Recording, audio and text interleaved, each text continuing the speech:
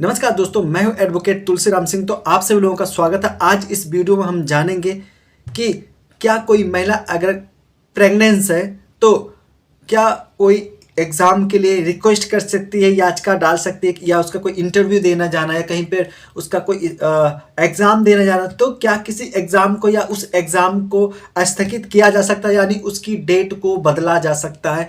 ये वीडियो आज का जो है उसी टॉपिक पर है, तो वीडियो के लास्ट तक बने रहेगा। वीडियो बहुत ही इंटरेस्टिंग और बहुत ही इंफॉर्मेटिव होने वाला है। एक्चुअली मामला गुजरात का है, जहाँ पे एक महिला होती है जिनका नाम होता है राधिका शंकर भाई पवार, जो कि गुजरात लोक सेवा आयोग में एक प्रार्थना पत्र डालती हैं और उनके जो इंटरव्यू का डेट होता है उसको थोड़ा आगे बढ़ाने की बात किया जाता है।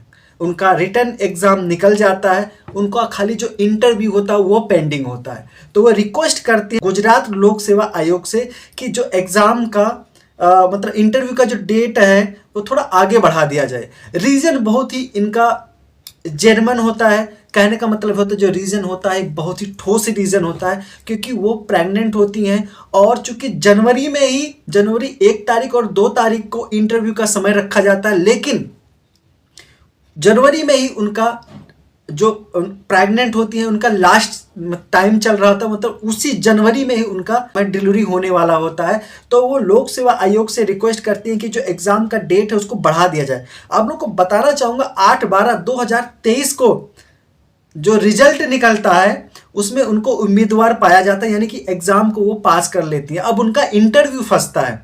अब चूंकि इंटरव्यू में वो आ नहीं सकते क्योंकि वो गुजरात के गांधीधाम में रहती हैं और गांधीधाम से गांधीनगर कम से कम 300 किलोमीटर दूरी पर है।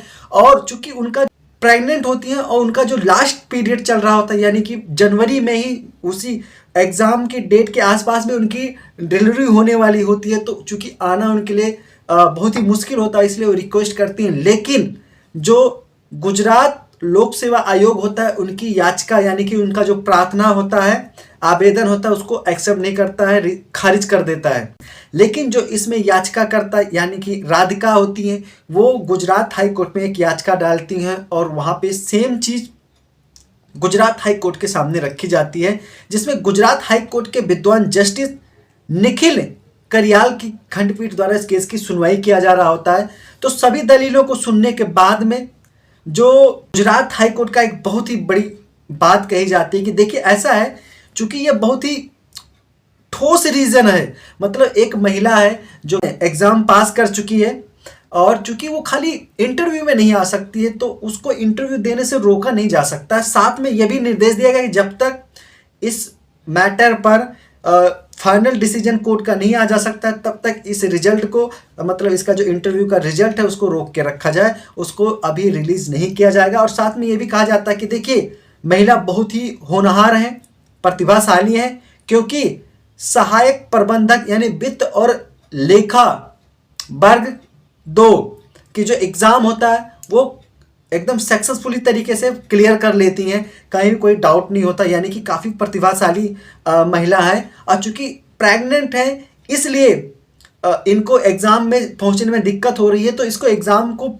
आगे पीछे कर देना चाहिए, क्योंकि बहुत ही कोई वैसे कोई रीज़न नहीं है, बहुत ही जेन्युइन रीज़न है और बहुत ही ठोस रीज़न है। तो इस आधार पर माननीय हाईकोर्ट द्वारा कहा जाता है कि यूपीएससी को जो गुजरात लोक सेवा आयोग है उसको इस टॉपिक पर विचार करना चाहिए, क्योंकि बहुत ही असहाय महिला है और उनका जो लास्ट टाइम चल रहा है जनवरी, मतलब जिस समय एग्ज़ाम का इंटरव्यू है उसी समय उनकी डिलीवरी होनी है, तो इस पर विचार करना चाहिए। हाई कोर्ट ने फिलहाल नेक्स्ट डेट के लिए कर दिया और साथ में गुजरात लोक सेवा आयोग को नोटिस भी जारी किया है कि आप इसका हमें रिप्लाई दीजिए और साथ में जो भी इस एग्ज़ाम का इंटरव्यू का जो रिजल्ट है उसको रोकने के लिए कहा गया है। जब तक कोई दूसरा आदेश फाइनल आदेश नहीं आ जाता है हाई कोर्ट का, तब तक इस जो एग्ज़ाम का रिजल्ट है उसको रोकने के लिए कहा गया है। दोस्तों काफ़ी जेन्युइन चीज़ है। आपकी इस टॉपिक पर क्या राय है हमें कमेंट करके जरूर बताना।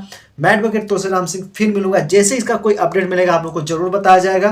तब तक के लिए आप सभी लोगों को जय हिंद।